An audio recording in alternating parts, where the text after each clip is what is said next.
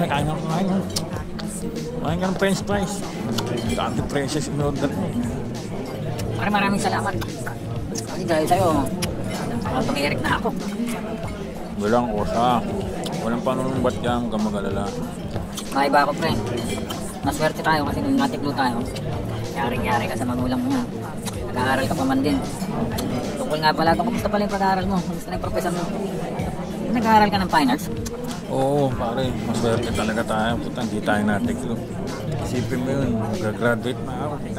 Maudot pa. Siya nga.